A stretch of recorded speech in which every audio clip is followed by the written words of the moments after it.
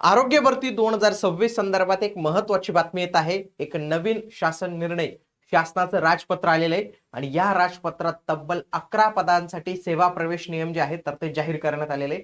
या सेवा प्रवेश नियमानुसार आपल्याला त्या 11 पदांसाठी काय पात्रता लागणार आहे, अनुभव लागणार आहे का, त्याची परीक्षा होणार आहे का, या सर्व काही गोष्टी आपल्याला इथं कळणार आहेत.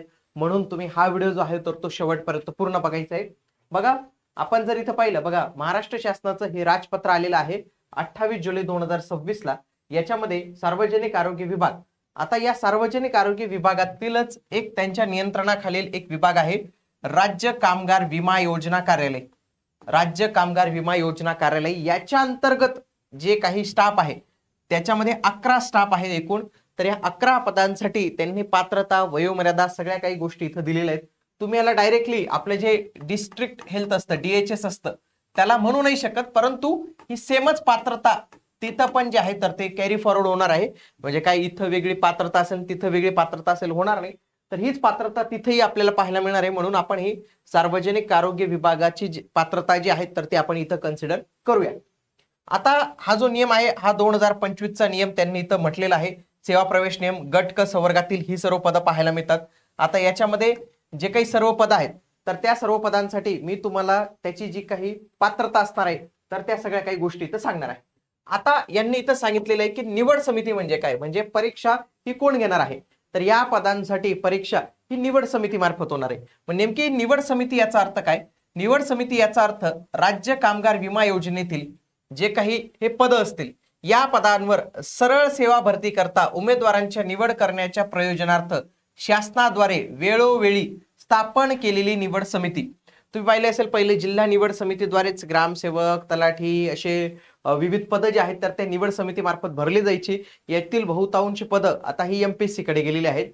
आणि इथं सरळ सेवा हा शब्द त्यांनी इथं वापरलेला आहे. म्हणजे त्यांचं म्हणणं की एकच परीक्षा आम्हाला या सर्व पदांसाठी जी आहे तर ती अपेक्षित आहे. मग याच्यासाठी शासनाने समजा त्यांना असं सांगितलं की तुम्ही TCS IBPS यांच्या मार्फत जी आहे तर ती परीक्षा घ्यावी.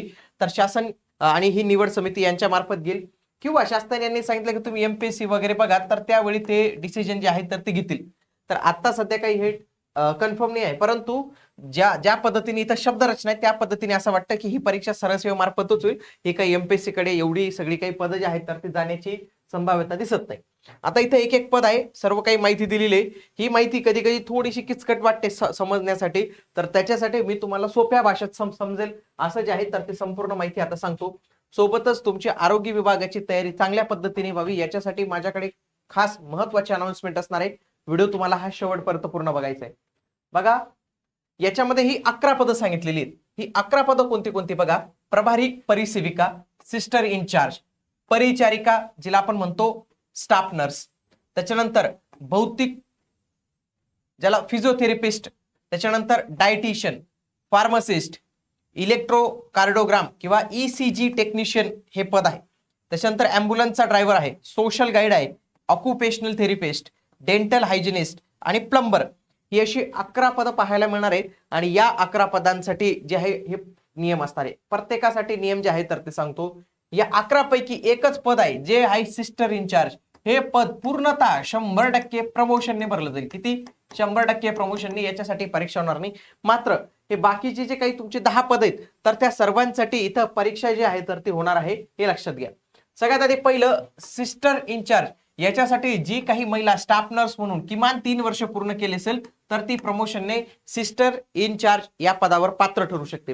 पुढचं पद आहे स्टाफ नर्स. स्टाफ नर्स साठी आता त्यांनी इथं BSc नर्सिंग सांगितलेली पात्रता. काय सांगितलेली? BSc नर्सिंग सांगितलेली.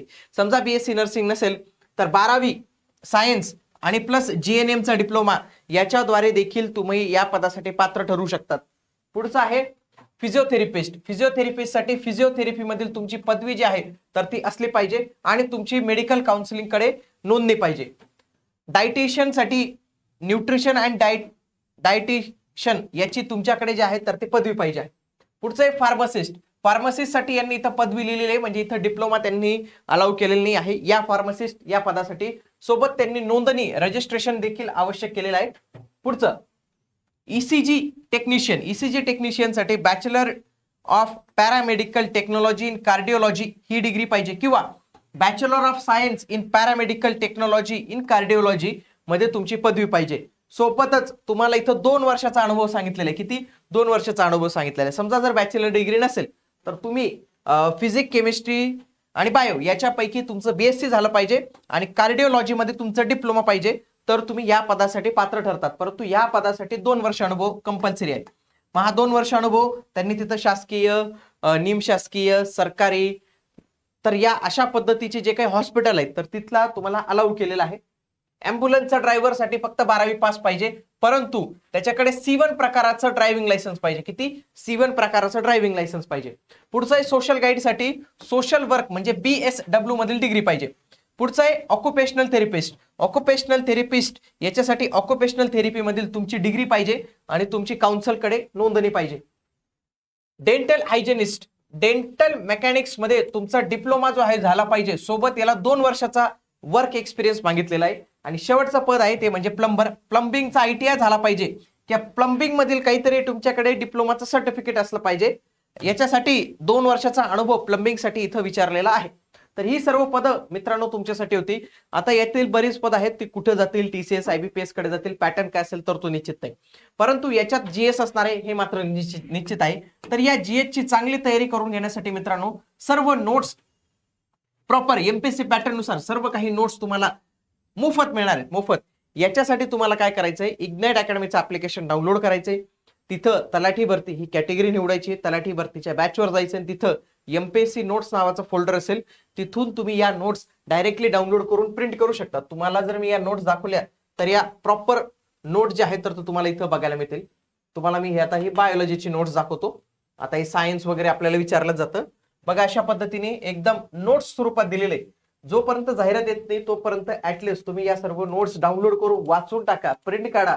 या तुमच्यासाठी मोफत दिलेले आहेत. तर असं महाराष्ट्रात कोणीच तुम्हाला एवढं प्रॉपर म्हणजे बुकच्या फॉर्मॅटमध्ये सर्व आहे. तर हे संपूर्ण PDFच तुम्हाला डाउनलोड करून प्रिंट काढता येईल. हे एकदा वाचून घ्या, कारण की जोपर्यंत जाहिरात येत नाही तोपर्यंत तुमची GS ची पूर्ण तयारी जी आहे तर ती असली पाहिजे. सर्व सब्जेक्ट तुम्हाला मिळतील.